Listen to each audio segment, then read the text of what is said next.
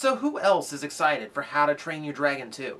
I mean, I can remember being in the movie theater, IMAX 3D, and oh my god, the animation and the flight scenes, just unreal. You feel like you're flying through the clouds. I mean, you go home from that movie, just you want to recapture that. You want to have that sensation again.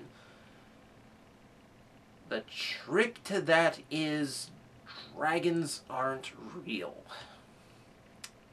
Kind of an important one.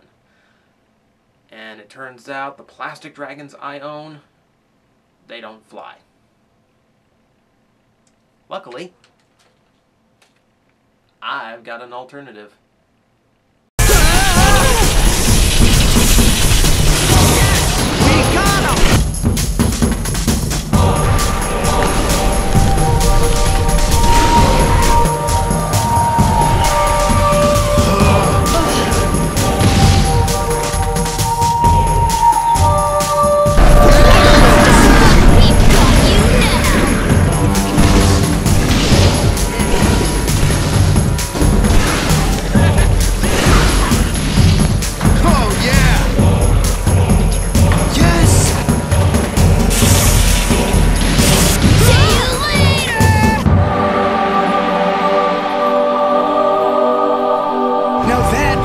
Talking about.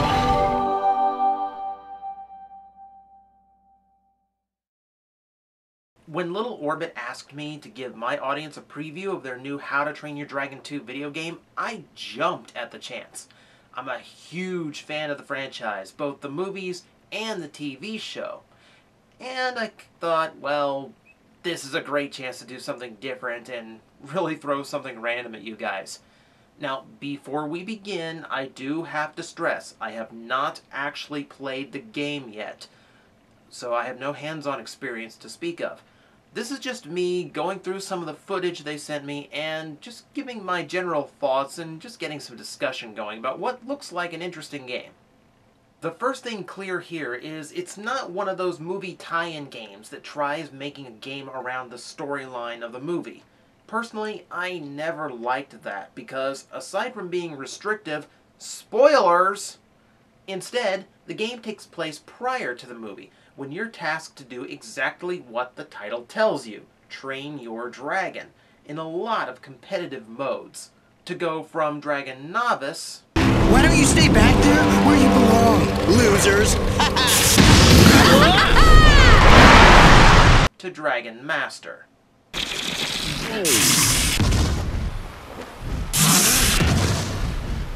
Now, before anyone cries foul and goes, "Oh my god, Superman 64, you're flying through rings." No. This is not some arbitrary race through rings against a merciless clock like that game was.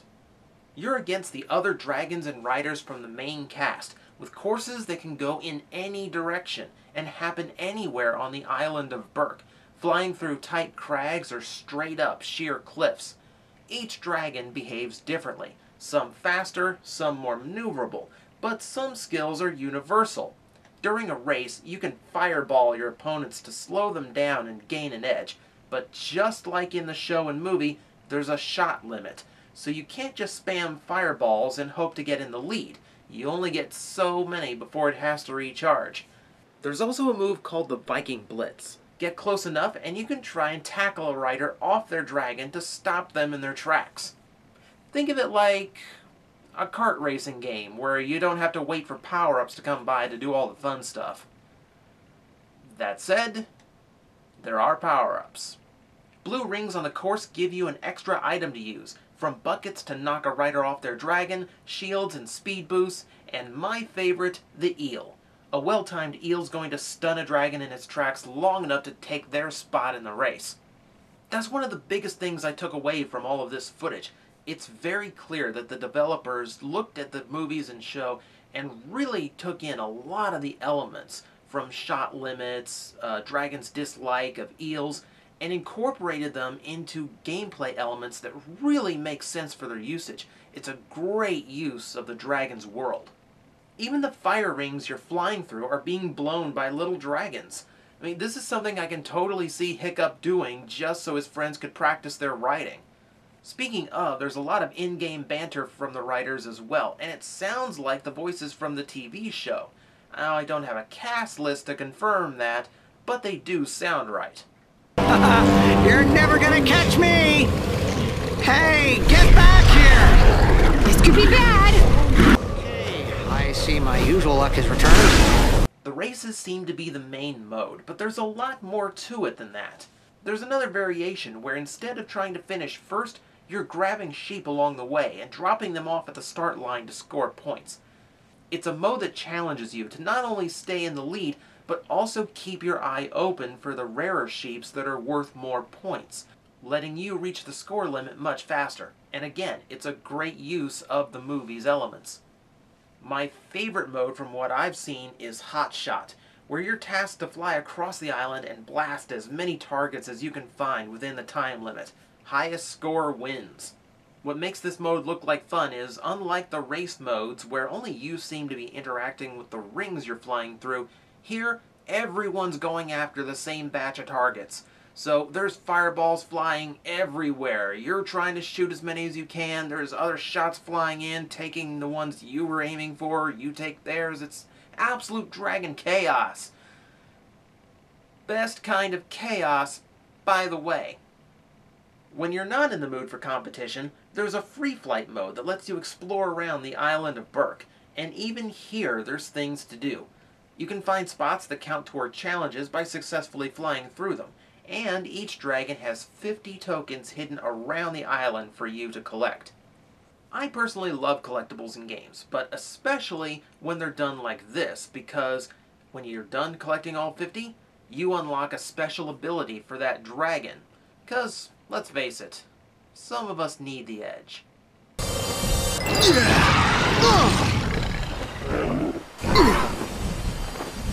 Come on, Huckfang, you didn't see that coming? This also acts as a hub world.